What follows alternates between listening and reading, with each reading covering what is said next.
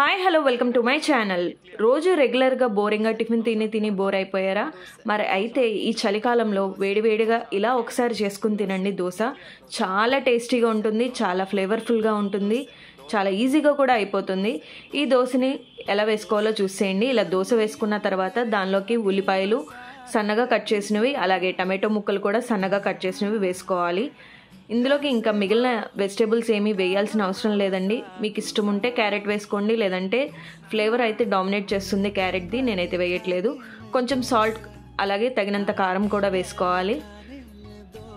ఈ కారం కూడా వేసేసుకున్న తర్వాత ఇందులోకి ఒక సీక్రెట్ మసాలా అయితే యాడ్ చేస్తున్నా. ఆ మసాలా ఏంటో తెలియాలి అంటే వీడియో ఎండింగ్ వరకు క్లియర్గా చూసేయండి. ఈ మసాలా వేసేసుకున్న తర్వాత ఇవంతా బాగా కలిసేలాగా కలుపుకోవాలి. కొంచెం కొత్తిమీర వేసేసుకొని దోశ మీదే మిక్స్ చేసుకోవాలండి. ఇదంతా కూడా బాగా మిక్స్ చేసుకోండి. ఇక్కడ మెయిన్గా గుర్తుంచుకోవాల్సిన విషయం ఏంటంటే సిమ్లోనే పెట్టి వేయించుకోవాలి. అలాగే ఉల్లిపాయ ముక్కలు, టమాటా ముక్కలు కూడా వీలైనంత సన్నగా చిన్నగా ఉంటే మనకి చాలా టేస్ట్ బాగుంటుంది, బాగా ప్రాపర్గా కూడా ఉడుకుతాయి. ఇవంతా కూడా ఇలా దోశ అంతా పట్టేటట్టుగా రాసేసుకోవాలి. ఇలా రాసుకోవడం వల్ల మనకి మసాలాలు అన్నీ కూడా బాగా కలుస్తాయి, అలాగే దోశ అంతా కూడా ఫ్లేవర్ఫుల్గా ఉంటుంది. ఇలా అంతా వేసేసుకున్న తర్వాత ఇందులోకి మనం పన్నీర్ అయితే గ్రేట్ చేసుకుంటున్నామండి.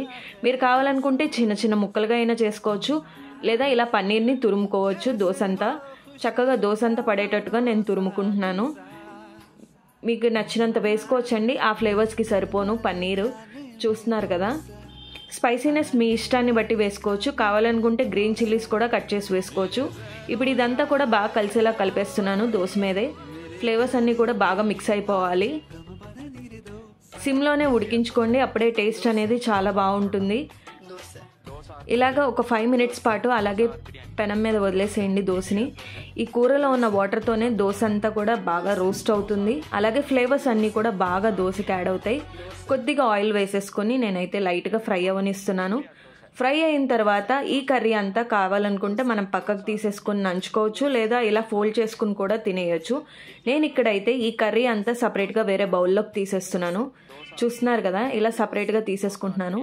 తీసేసుకున్న తర్వాత కూడా ఈ దోశని జస్ట్ ఒక 1/2 minute అలాగ పొయ్యి మీదే ఉంచుతున్నాను, లైట్గా రోస్ట్ అవ్వడానికి. అప్పుడు టేస్ట్ అనేది చాలా క్రిస్పీగా చాలా బాగుంటుంది. కావాలంటే అట్లగాడితో కట్ చేసుకోవచ్చు, లేదు అంటే కనుక సిజర్తో కూడా కట్ చేసుకోవచ్చు.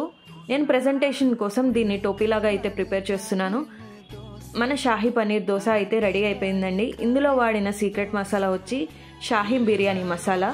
దానివల్ల టేస్ట్ అనేది చాలా బాగుంటుంది. ఒకసారి ట్రై చేసి చూడండి. ఈ రెసిపీ కానీ మీకు నచ్చితే మీ ఫ్రెండ్స్ అండ్ ఫ్యామిలీతో షేర్ చేయండి, లైక్ చేయండి, కామెంట్ చేయండి, సబ్స్క్రైబ్ చేసుకోండి నా ఛానల్ని.